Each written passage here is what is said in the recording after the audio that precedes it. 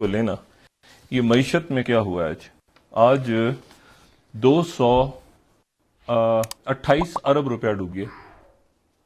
228 अरब रुपया stock market में डूब गया, यानी इसका मतलब है 2 खरब 28 अरब 57 करोड़ 19 लाख, अगर एक्यूरेट लें आप, ये डूब गए सरमायाकारों के।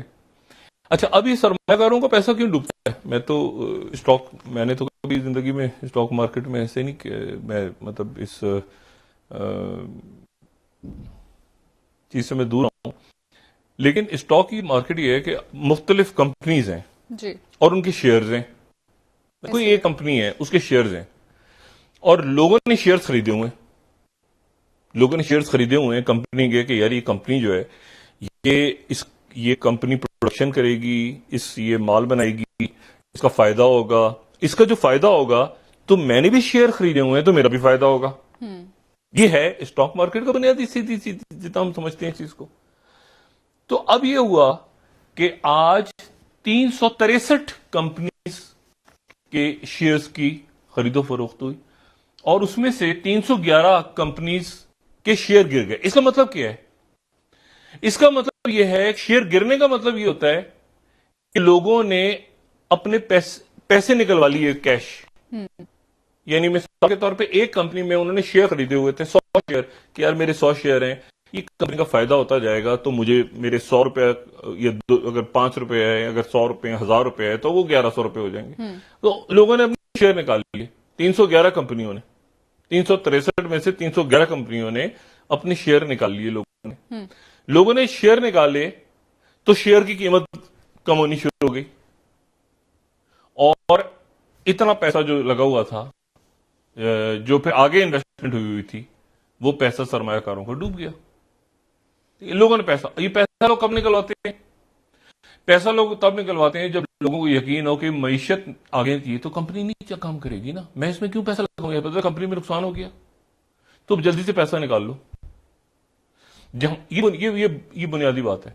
जहां पर मईशत तरक्की कर रही होती है तो लोग कहते हैं इन्वेस्ट करो यार, इधर भी ला लो, उधर शेयर खरीदो, मार्केट में डालो। वो कंपनी, वो सीमेंट की कंपनी है, वो जो है वो कोई कॉस्मेटिक्स की कंपनी है, वो कोई और, इसके शेयर खरीदो यार, प्रॉफिट है। जब पैसा लोग निकाल लें तो मार्केट गिर जाती है। तो आज एक तारीखी मंदी मार्केट में देखने में आई जिसमें जो है वो 228 अरब रुपया डूब गया। क्यों डूबा?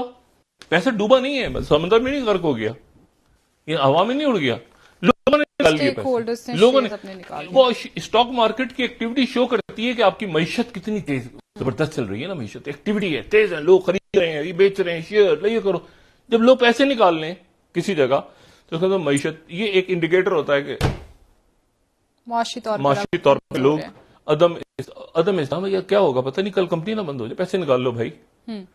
तो ये एक इंडिकेटर होता है कि उस मुल्क के अंदर अमेरिका की स्टॉक मार्केट बढ़ रही है, किसके शेयर बढ़ गए, किसके गिर गए, क्या हो गया। तो होती है कि लेकिन जब निकाल लेते हैं पैसे तो वो एकदम से जो क्रैश होता है।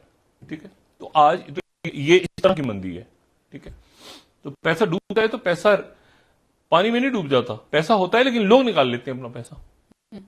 ठीक है, एक बैंक है और बैंक अगर दिवाली, तो बैंक में पैसा, अगर बैंक बंद हो गया तो पैसा तो नहीं गायब हुआ ना, पैसा ले लिया, निकाल लिया लोगों ने, या कोई और अदारा। तो ये इस तरह से जो है वो पैसा डूब गया सरमायाकारों का। ठीक है, एक तो ये चीज हुई। दूसरी चीज है, ये मईशत इंपॉर्टेंट है इसलिए क्योंकि श्रीलंका में आज उनके जो प्राइम मिनिस्टर थे, कई दिनों के हंगामों के बाद उनके प्राइम मिनिस्टर ने आज इस्तीफा दे दिया और उनके प्राइम मिनिस्टर ने हंगामों के बाद इस्तीफा दिया। और आप ये देखें कि इस्तीफा उन्होंने दे दिया और महिंदा राजपक्सा, इन्होंने इस्तीफा दिया इसलिए कि कल ये 31 तारीख से जो हंगामे हो रहे हैं उसमें ये कल पहली दफा निकले थे, अपने घर से बाहर मंदिर जा रहे थे, लोगों ने घेर लिया, इनके साथ बदतमीजी की लोगों ने, जो हजूम वहां पे मुजाहरे कर रहा है। पिछले हफ्ते कहा था अली साबरी जो उनके फाइनेंस मिनिस्टर हैं कि $50 मिलियन रह गए हमारे पास रिजर्व में, अभी तक इनको पैसे, आज IMF वर्चुअल मीटिंग कर रही है इनके साथ। तो बहरहाल इनके वजीर आजम ने सारा दिन फिर कर्फ्यू लग गया, फिर एक एमपी जो था इनका मेंबर पार्लियामेंट, उसके साथ लोगों ने बदतमीजी की, लोगों ने पकड़ लिया उसको, और उसने आगे से क्या किया कि उसने गोली चला दी। गोली चला दी और उसके नतीजे में कुछ देर के बाद ही हुआ कि उस मेंबर पार्लियामेंट की एक गाड़ी में से लाश मिली।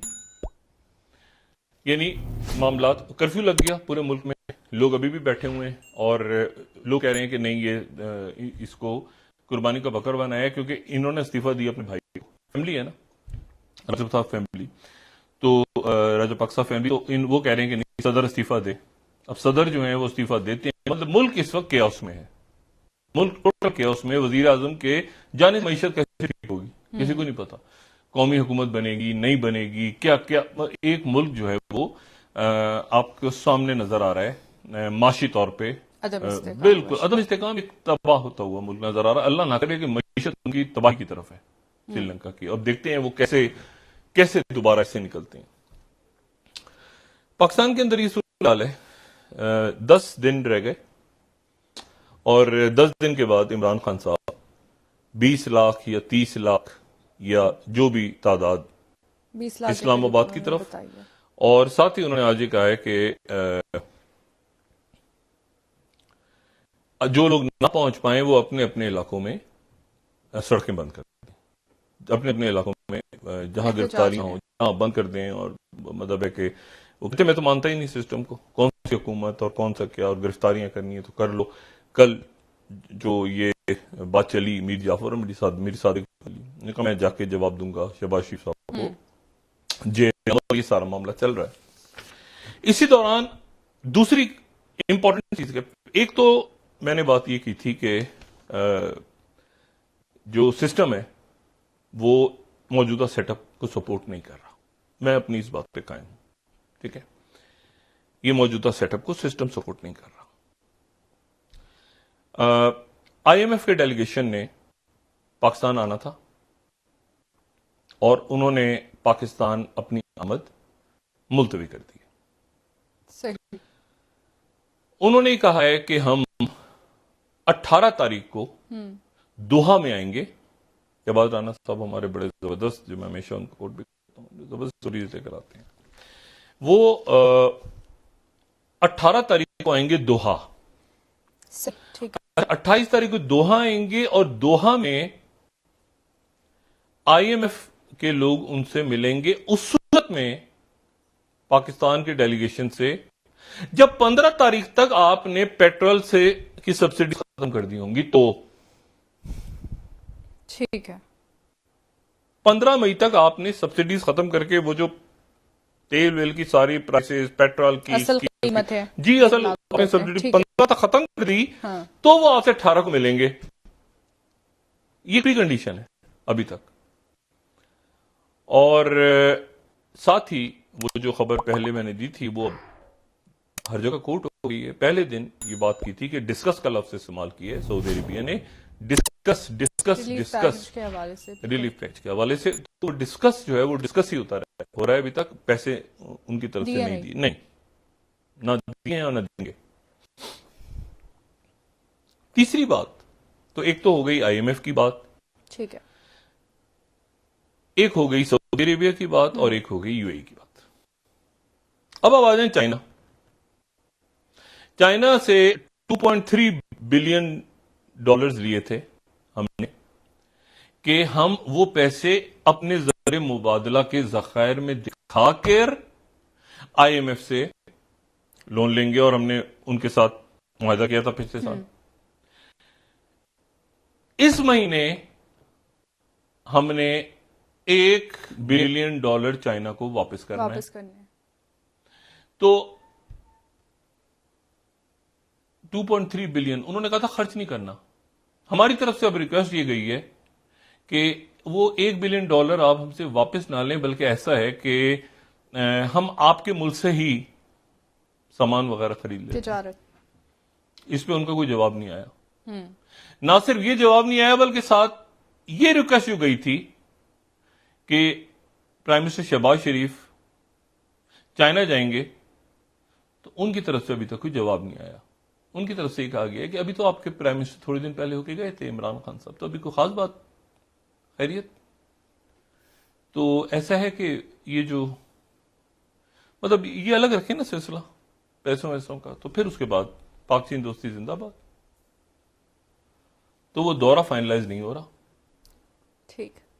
और फॉरेन ऑफिस लगा हुआ है कि किसी तरह से प्राइम मिनिस्टर का चाइना का दौरा हो जाए और चाइना के उनसे कहा जाए कि जी इसको आप रीशेड्यूल करें या कुछ ऊपर नीचे करें, क्योंकि इस वक्त उनकी तरफ से ये कंडीशन आ गई है, आईएमएफ की तरफ से यहां से कंडीशन आ गई है कि जी आप यहां से जो 1 बिलियन को वापस करने थे ना, तो या तो एक्सटेंड कर दें और इसी के बदले में हम तिजारत करते हैं। चाइना चुप है अभी तक, ना उन्होंने हाँ की है ना की है, लेकिन वो दौरा जो है वो अभी नहीं तय पा रहा चाइना का।